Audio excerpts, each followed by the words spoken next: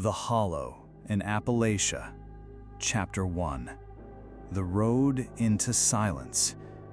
Posted in r/nosleep. I don't even know why I'm writing this. Maybe to convince myself I'm not crazy. Maybe because I know I can't keep it bottled up. All my life, I've heard stories about the Appalachians. Not the tourist stuff. The hidden roads, the places where GPS dies, the spots the locals won't talk about after dark. Most people laugh it off. Folklore, campfire talk. I laughed too. Until last week. I was driving late. Too much coffee, too much noise in my head. The road wound deeper into the mountains, twisting like it wanted to swallow me whole. My GPS froze. The signal dropped. No houses, no gas stations, just miles of trees leaning in like they were listening. The deeper I went, the quieter it got. No birds, no crickets, just my tires humming on cracked asphalt. And then I saw it. A town, or what was left of one. Houses rotting, windows boarded, like they hadn't seen life in decades. On one of the walls, scrawled in black charcoal, were the words, "The Hollow watches." I don't know why, but the second I read it, I felt like something had turned its head toward me. I pushed on, telling myself it was nothing, just some punk graffiti. But the air in my car felt thicker, like every breath was borrowed. My hands were slick on the wheel. My chest was tight. Then, the fog came, out of nowhere. Dense, blinding. My headlights cut barely 5 feet ahead. That's when I noticed the noise. 3 soft taps from the back window. I froze. My eyes locked on the rearview mirror. And staring back at me was my own reflection. Only its eyes were gone. Just 2 hollow pits. I swerved, nearly slamming into the guardrail. When I looked again, the reflection was normal. Just me, breathing too hard, sweating, shaking. But I know what I saw. That night, when I finally pulled into a motel, I couldn't shake it. I stood in front of the bathroom mirror for an hour, just staring.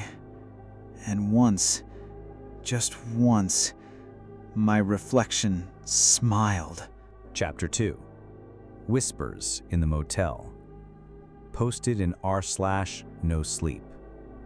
I didn't sleep that first night. Not really. I left the bathroom light on, the TV playing some static-filled late-night show just so the silence wouldn't crush me.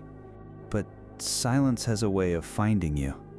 At around 3 a.m., the static cut. The TV screen went black. My stomach dropped, because in the glass reflection, I could see my bed, and there was someone sitting on it. A pale figure, facing away, shoulders shaking, like they were sobbing. I spun around. Nothing.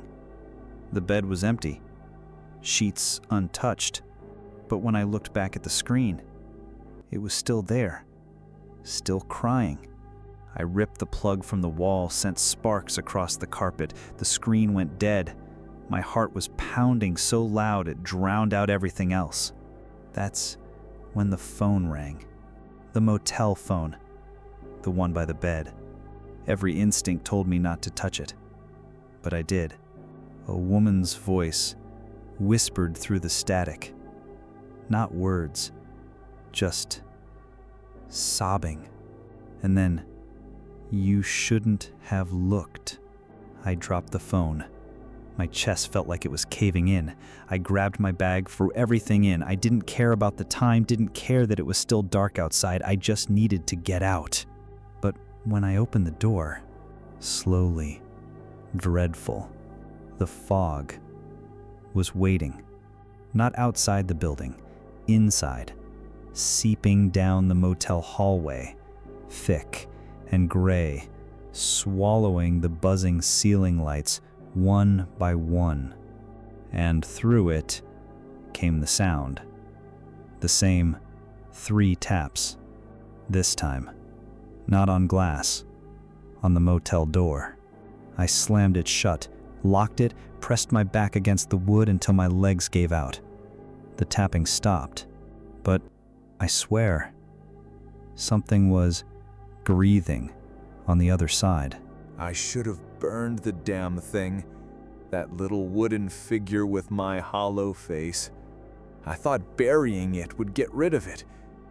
Instead, it came back. Dirt still clinging to its limbs, grin wider, eyes emptier. I tried fire next. Gasoline, matches, the whole ritual of desperation. The flames roared, wood cracked, smoke filled my lungs. But when the fire died, the figure was still there, untouched, watching. And then I saw it, my shadow on the wall, only it wasn't mine anymore. It was moving slower, jerky, like a puppet learning how to walk. That's when the dreams began. Not dreams, memories. Memories that weren't mine, standing on that bridge, hanging from that tree, screaming underwater until my lungs burst. The hollow wasn't just showing me things, it was filling me with them. Last night, I couldn't take it anymore.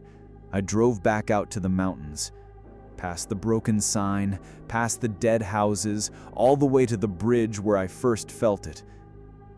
Fog rolled in thick. The river below churned black like it was breathing. That's when it started again, the tapping. Not from the figure, no, from inside my own chest.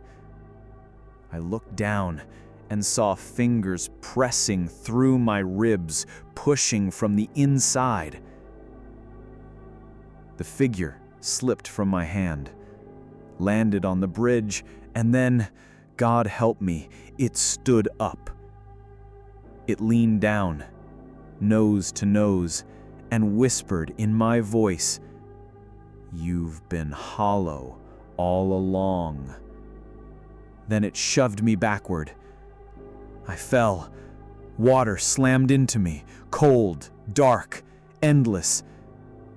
And then I woke up, in my bed, clothes dry, heart pounding.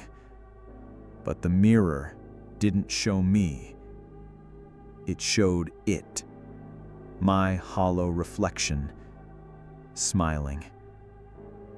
And when I touched the glass, it touched back